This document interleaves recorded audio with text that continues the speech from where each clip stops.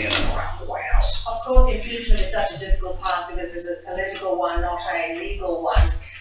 We are seeing Republicans asking for a special prosecutor. They certainly want all the evidence, but do you think they're going to go down that path anytime soon?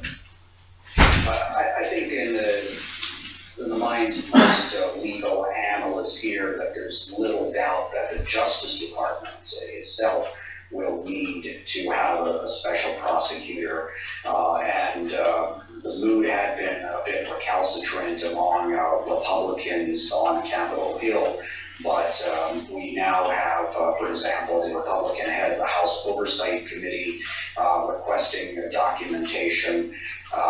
So the ball is starting to roll, because I think that the Republicans are realizing that any hopes of them trying to pursue some sort of policy agenda is now absolutely frozen, if not permanently crippled in this administration until this is all resolved.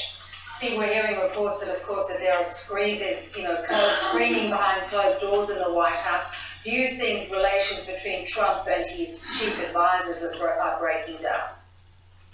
Well, these are second-hand, third-hand reports, but Donald Trump's style when he was running his businesses was pretty freewheeling, and people could be fired on a whim, or those who stuck with him for many years sort of pledged absolute loyalty. It's a bit different when you're running up a privately held real estate company as opposed to the United States of America and being president and running the White House, where everything is going to be exposed, and there's just this intense level of scrutiny, and that may just be unbearable for a lot of people. Steve, really good to get your sense of what's happening as you follow the president around. Good luck today. Who knows what's going to happen? We don't know. Thanks for your time. All right, let's get the latest from the world of business and finance with Oscar Sabakti. Oscar, some unrest in Greece tonight over new austerity measures. That's right, Bev. Greece is being hit by a nationwide workers' strike tonight as politicians debate new austerity measures that would unlock fresh funds from a $130 billion bailout. Police applied tear gas into a crowd demonstrating in Athens ahead of a parliamentary vote on cuts to pensions and tax breaks. Greek ferry, bus and train services are being disrupted, while civil servants and doctors have also stopped working.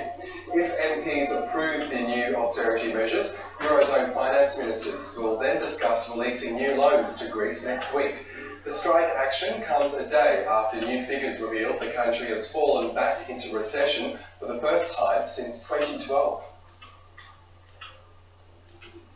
Well, let's go to the markets now, and European shares are falling tonight amid a global pullback as worries about political turmoil in the US dent investor sentiment. Let's take a quick look at how they're currently trading. And London's FTSE has been bucking the trend, although it is currently in the red as gains among miners prop it up. And US stock futures are tumbling tonight amid fears that Donald Trump's ambitious pro-growth agenda could be derailed amid the various political controversies. The Chinese tech giant Tencent has